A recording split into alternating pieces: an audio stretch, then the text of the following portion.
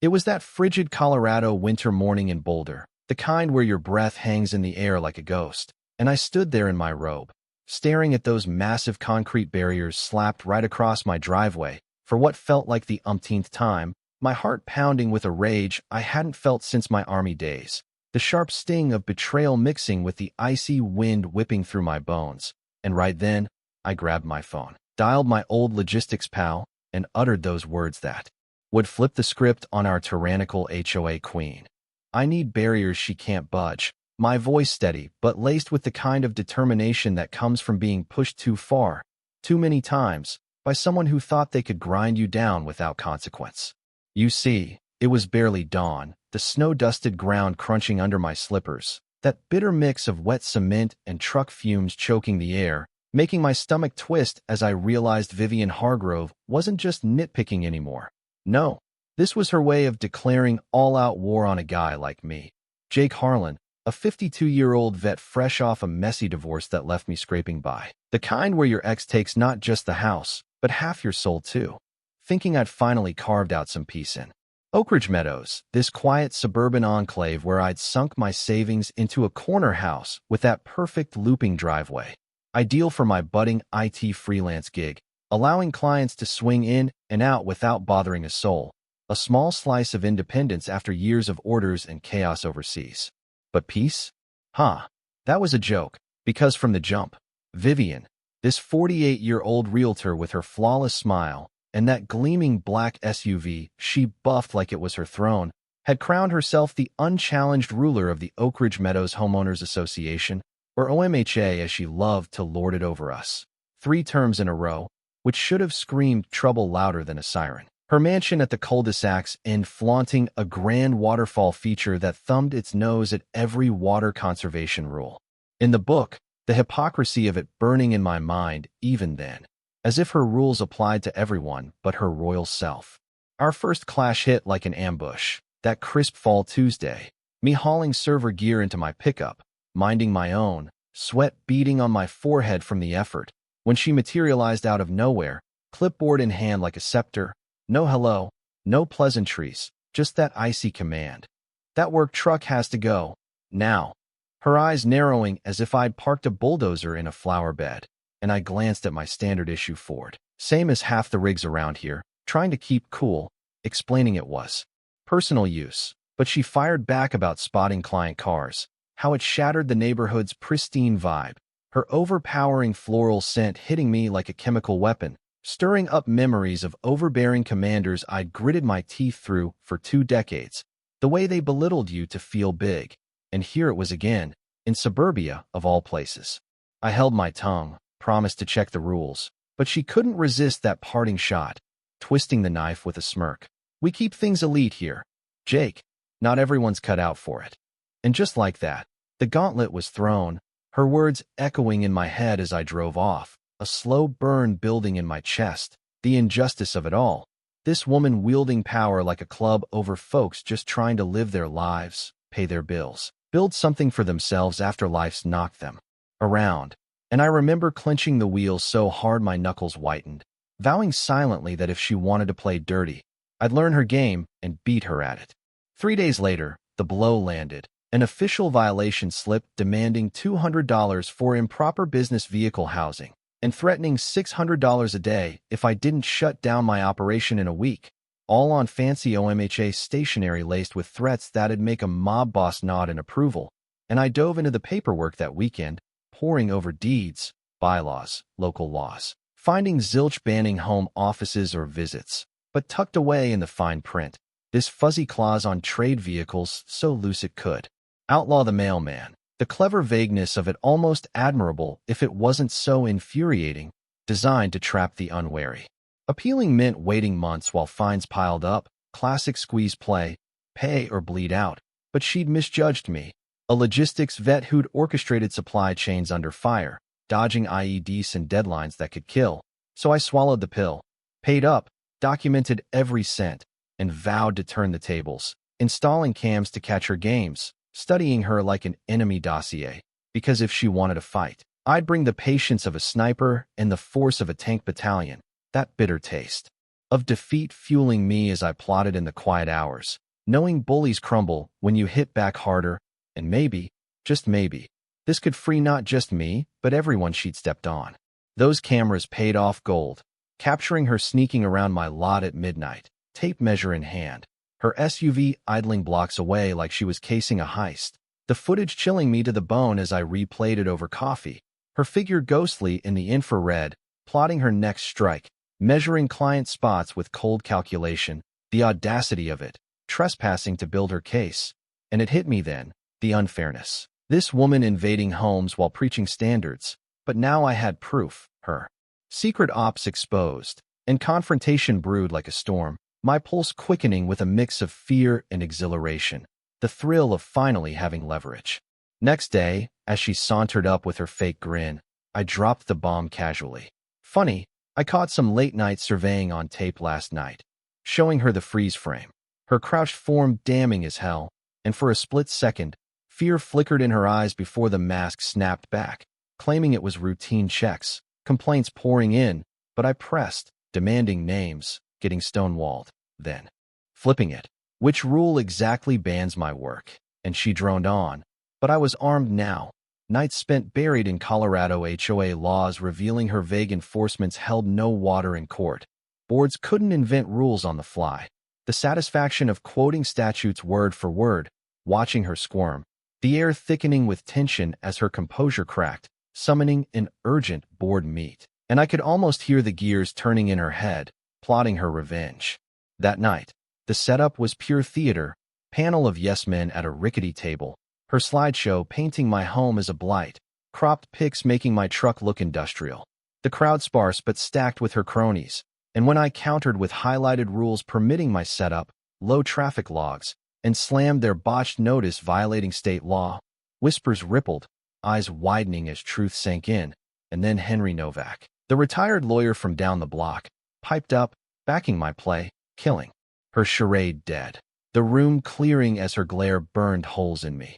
Pure venom promising escalation, and I knew, deep down, this war was far from over, the injustice gnawing at me, families suffering under her thumb, but alliances forming in the shadows, a quiet hope flickering that maybe we could turn this around, not just for me, but for the kids who'd lost their playgrounds, the gardens ripped up, the simple joys crushed under her boot. The retaliation struck like lightning. A week later at crack of dawn, my truck vanished, towed from my own drive.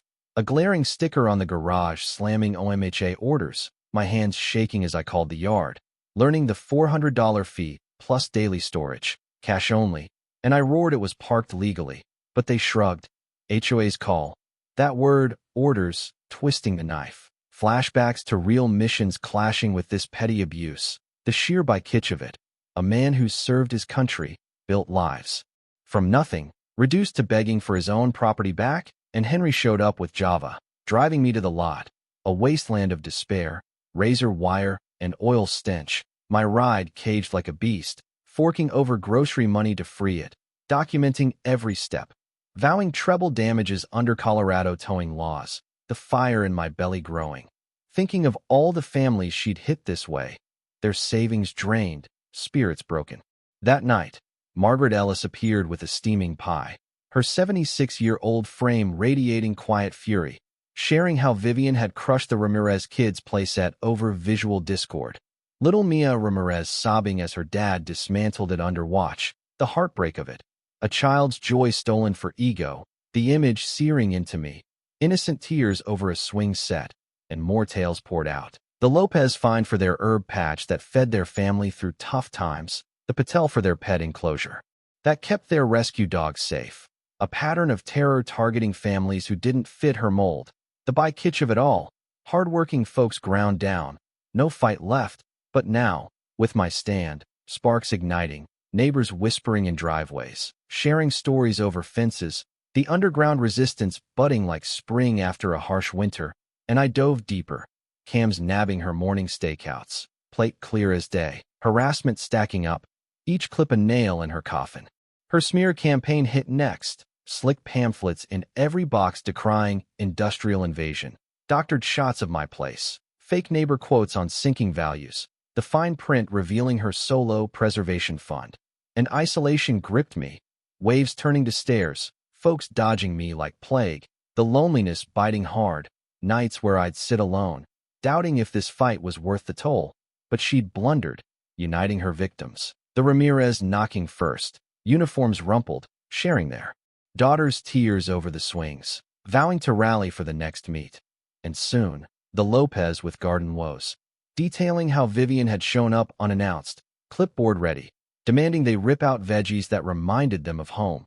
The cultural gut punch of it, the Patel with dog-run battles, their pups' barks now silenced by fear, the Thompson raging over their teens who deemed noisy. A kid's outlet for stress after school crushed because it disturbed her naps, all converging, a web of injustice exposed, families bonded by shared pain, love for their kids fueling the fire, late-night strategy sessions in my living room, coffee flowing, voices rising from whispers to determined plans. And Henry nodded. Too many foes at once spells doom. The humor in it almost. Her empire cracking from the weight of her own cruelty. Cams clocked her circling at night. Paranoia rising as our underground swelled. But the twist detonated in my insomnia-fueled dig. County files revealing Vivian owed the OMHA $9,200 in back dues. Her mortgage lagging. Refis piling up like bad bets. And boom, state law barred delinquent members from boards. Every ruling she'd made invalid. A fraud exposed. The rush of it, calling Henry at dawn. His shock turning to strategy. Hold the card. Let her dig deeper. The sweet irony. Her preaching purity. While drowning in debt, stealing from us to play queen. Perhaps funding her lavish life on our backs. The anger simmering as I imagined her sipping wine in that mansion while families scrimped. And we built our case. Restitution looming. Her end nearing. But patience key. Like waiting for the perfect shot in the field. The command center bloomed in my kitchen. Legal tomes wallpapering surfaces. Henry drilling daily with case precedents from dusty books. Margaret scouting with treats baked from recipes passed down generations. Each cookie a reminder of the warmth she fought to preserve. The Ramirez mining social proof. Their little Mia even drawing pictures of happy swings that broke our hearts anew. But the ace was Mike Delgado. My army logistics bro, bear hugging me in. Need unshiftable defenses? His blueprints genius. 4 9,000-pound concrete vases, steel-laced. Ornate finishes mimicking local stone. Drainage perfect to weather storms. 40 inches tall to dodge permits. All on my line. No OMHA veto per covenants. $14,000 sting but worth it. Crowdsourcing a bit from allies to ease the hit. Her conference trip the window. Weekend install while she jet set. Legal shields ironclad. Harassment logs justifying the defensive decor. And we timed a block party reveal. Tension coiling like a spring. Visualizing her shock. These not just pots but monuments to resilience. Roots in family bonds. Payback for every tear she'd caused. The nights leading up filled with mock runs. Ensuring every angle covered. The excitement building amid the fear of her wrath. Dawn brought the mixers rumbling in. Mike's team pouring foundations deep as bunkers. Neighbors peeking out. Some joining with coffee and cheers. The poorest symphony of sloshes and thuds. By dusk Sunday. For elegant guardians stood, soil-rich, greens thriving. Evergreens chosen for their hardy spirit. Mirroring ours. Lights casting epic glows. Immovable testaments. And Monday, her SUV screeched to a halt. Her stare frozen for minutes before frenzy erupted. Circling, snapping pics, cursing under breath, her scent sharp with defeat sweat. Then calls flying, inspector summoned.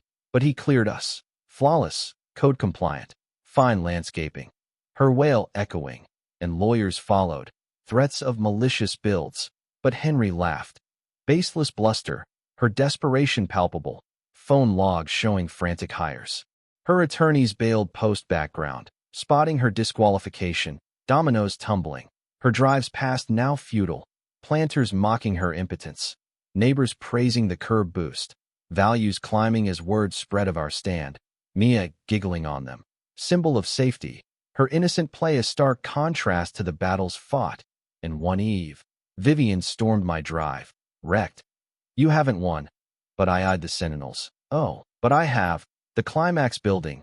Her unraveling public. petitions flopping, doors slamming as victims found their voices, social rants backfiring as grievances aired, swings demolished, gardens uprooted, hoops silenced. The online storm turning tide, drives obsessive, 19 laps a day, stalking vibes chilling the air, neighbors setting up watches, the tension peaking like a thriller's third act. The peak hit at our barbecue, grills smoking with burgers and laughs, kids frolicking, families sharing stories of survival. When she charged in, unhinged, mascara streaked, screeching at the crowd. These abominations ruin us, families shielding young ones. The tragedy of her fall, once mighty now broken by her own hubris. Mike warning trespass with a calm that belied his combat scars. Her claiming rule, and Henry dropped the bomb. You're barred, $9,200 delinquent. All void. Gasps rippling. Her world shattering. Fleeing in humiliation. The pinnacle of justice. Tension bursting in vindication. Cheers erupting as the tyrant toppled. The final board showdown sealed her fate. Thursday Eve at the Oak Ridge Hall. Lot jammed. 90+ packed in. Hallway overflows. Air electric with reckoning.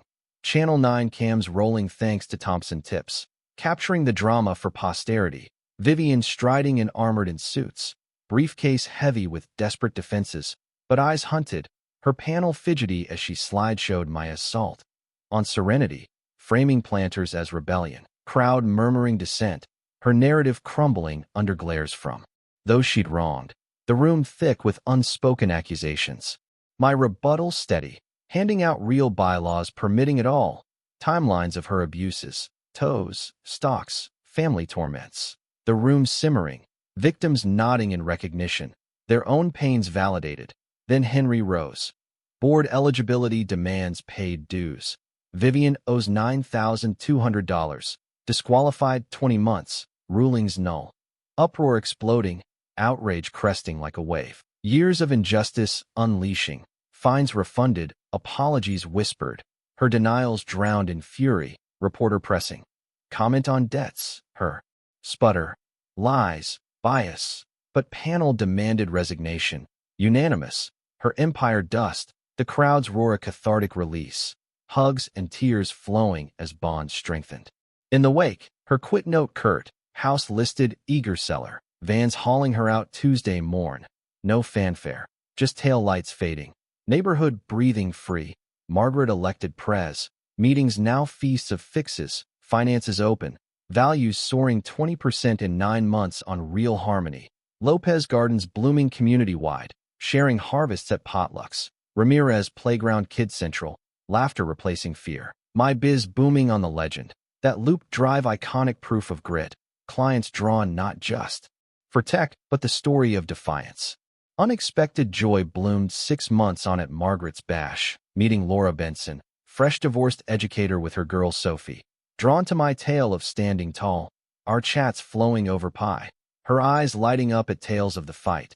Sophie claiming planters as forts, innocence thriving where tyranny fell, her giggles a balm to old wounds. The vases famed in mags as bully-proof beauty. Inspiring copycats, Mike's firm exploding with revenge installs, Henry's seminars empowering hordes, a scholarship fund birthing in my drive, $7,500 for vet kid Elena Vargas, her dad's concrete trade echoing ours, ceremony by the guardians, roots deep in triumph, speeches honoring the fallen swings and risen spirits. Years on, summer dusk, I pen this gazing at those lit behemoths, greens towering, kids cavorting, echoes of glee where venom once reigned, pondering Vivian's path, hoping reform but doubting, the lesson etched. Tyrants thrive on yielded power, but stand firm, become unyielding, and justice prevails. The little folks rising through bonds, preparation, righteous fury, families whole again, love conquering control. But tell me, was my concrete stand a stroke of genius or overkill? Where's the line between defense and vengeance? Does karma always circle back, or should mercy temper payback? Share your takes below, because in these neighborhood battles, right and wrong blur, but one thing's clear. Family's sacred, injustice demands reckoning.